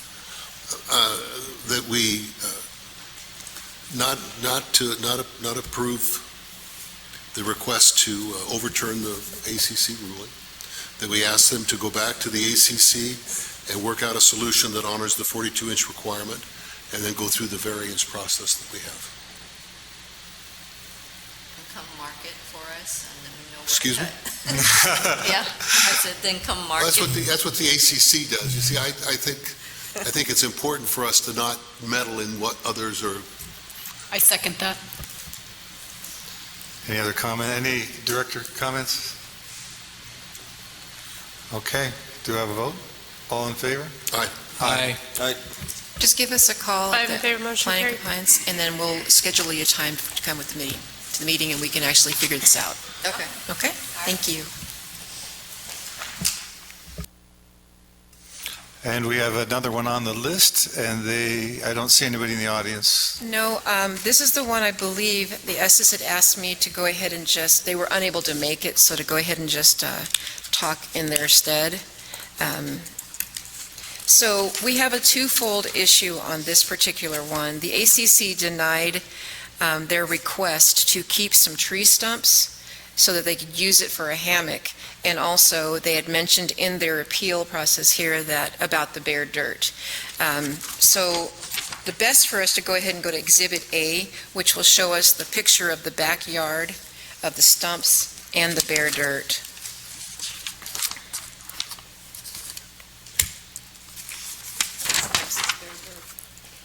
Just loves their dirt. Looks like it's going to be a pretty short hand. That's the comment. Okay, so there you go, Lynn. I know when we flip it, it's going to, there we go. So as you can see right behind you, there are 3 stumps. I thought there was 4, but it looks like there's only 3 stumps. What they have done is they're requesting to put a hammock in there.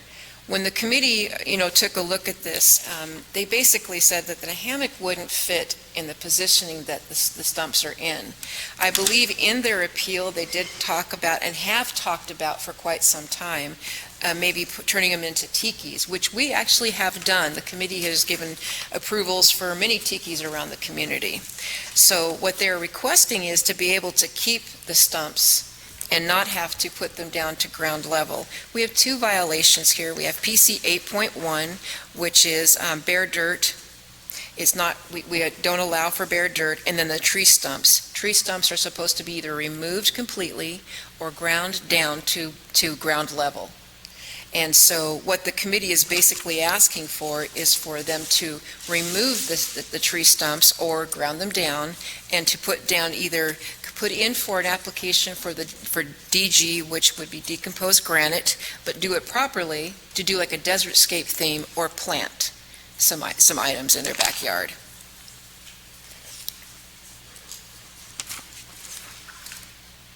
I move we support the committee's decision. Turn down the request. Do we have a second?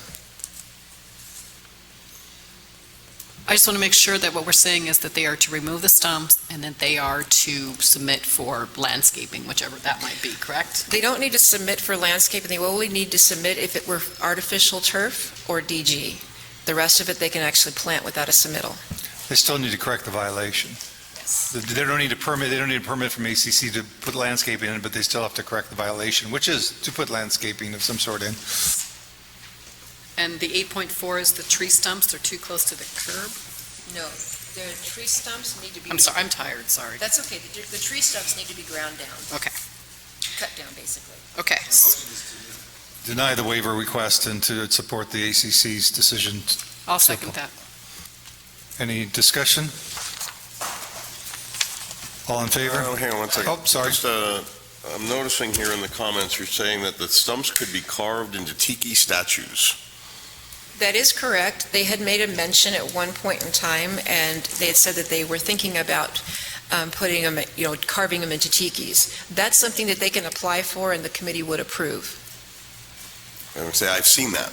Correct. We have one right there. Down the street from my house, yeah. Correct. So if they make it decorative, they can keep the stumps, but if they don't make it decorative, they have to remove the stumps. That is correct. It's actually more costly. Yeah, and maintenance-wise, too. Right. Any other board comments? We have a first and a second. All in favor? Aye. Aye. 5 in favor, motion carried. Oh, sorry. 5 in favor, motion carried. Okay, we have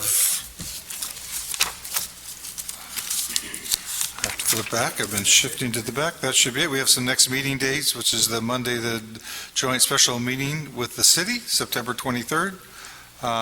Tuesday, October 1st is the next executive session that's scheduled, and we have the regular session at 7. Do I hear a motion? Motion to adjourn. Second. All in favor? Aye. Aye.